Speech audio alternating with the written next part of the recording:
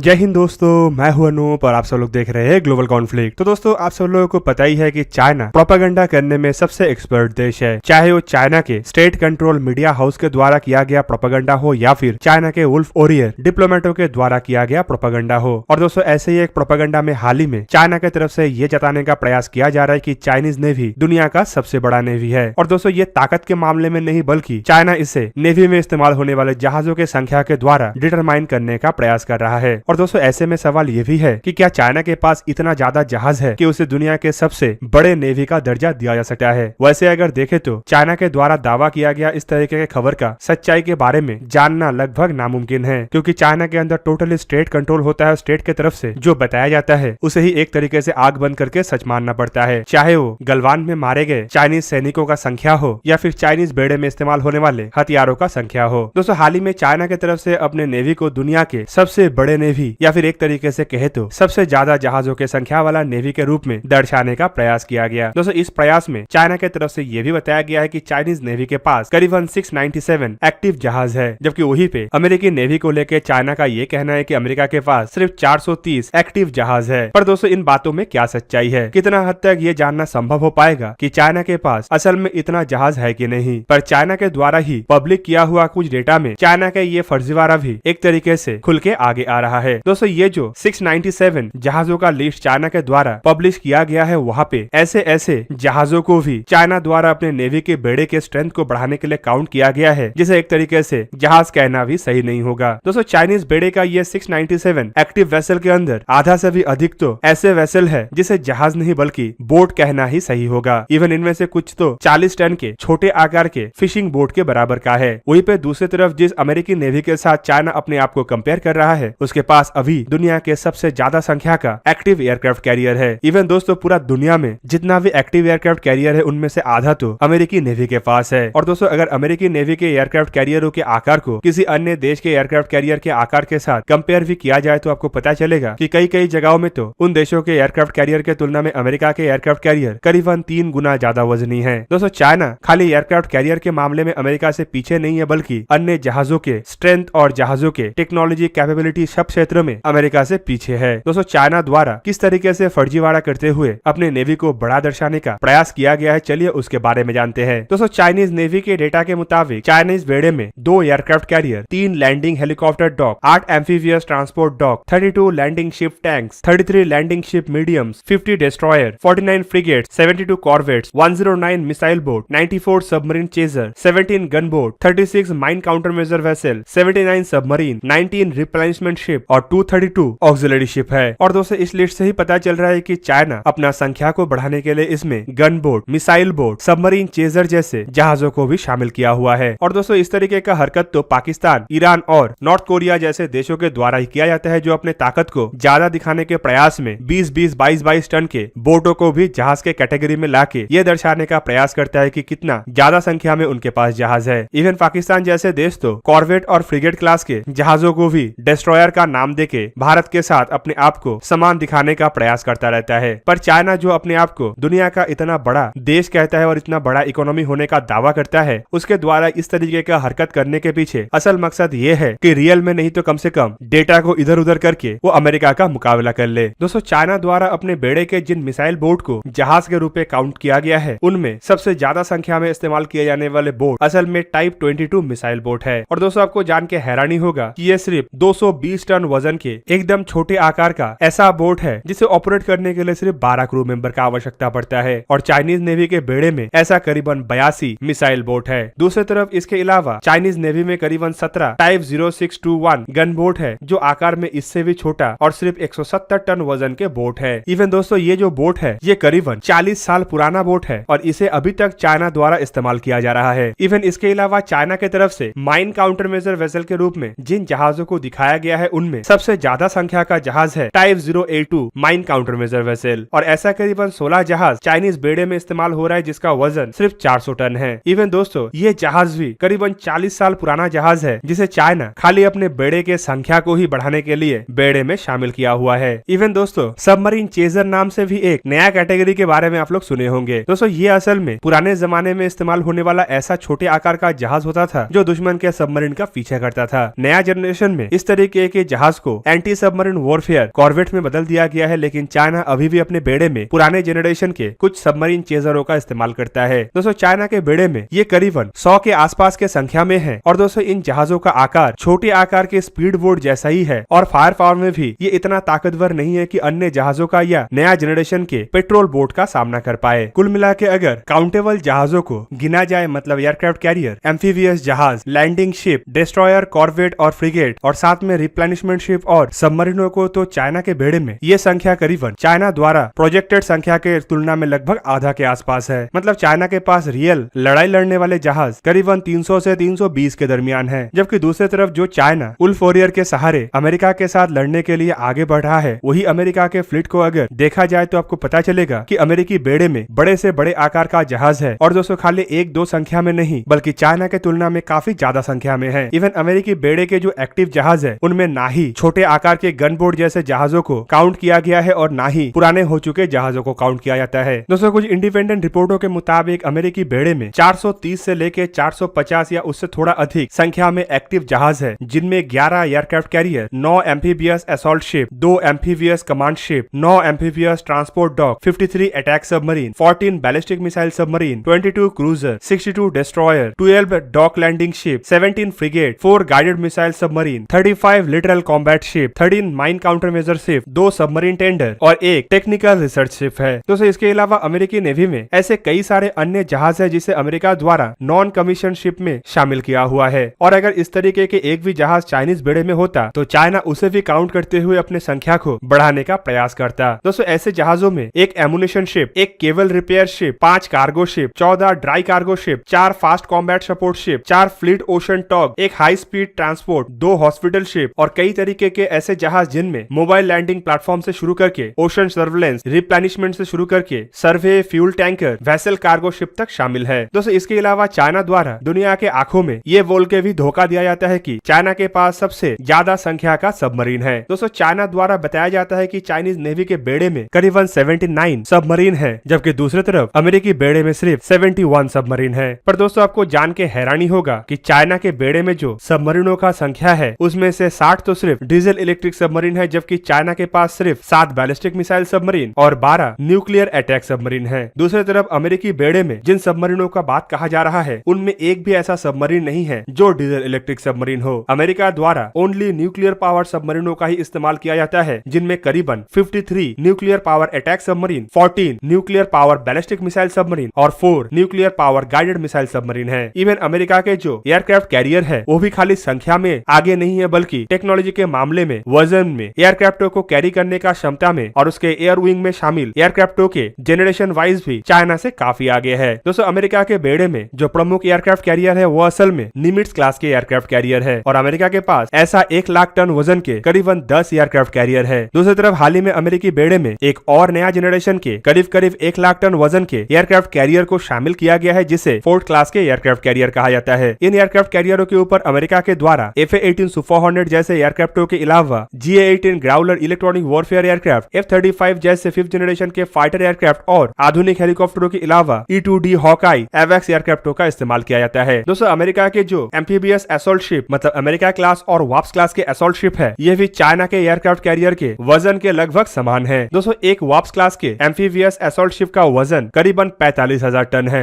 और दूसरी तरफ अमेरिका क्लास के जहाज के वजन करीब 40,000 टन है। दोस्तों इवन इन जहाजों के ऊपर भी अमेरिका के द्वारा F-35 जैसे एयरक्राफ्टों का इस्तेमाल किया जाता है। कुल मिला के इससे आप लोग समझ सकते होंगे कि अमेरिकी नेवी के ताकत चाइना के तुलना में कितना आगे है और चाइना द्वारा जो अपने नेवी को बड़ा दिखाने का प्रयास किया जा रहा है ये खाली एक प्रोपेगेंडा ही है जो चाइना के वुल्फ वॉरियर डिप्लोमेटों के द्वारा ही किया जा रहा है और चाइनीज मीडिया में इसे अपने जनता को बेवकूफ बनाने के लिए ही पब्लिश किया जा रहा है। तो दोस्तों ये था आज का वीडियो। अगर आपको वीडियो अच्छा लगा तो इसे लाइक कीजिए और मेरे चैनल को सब्सक्राइब कीजिए और साथ में बना हुआ बेल आइकन को भी प्रेस कर दीजिए ताकि आप मेरा वीडियो देख पाए सबसे पहले। जय हिंद।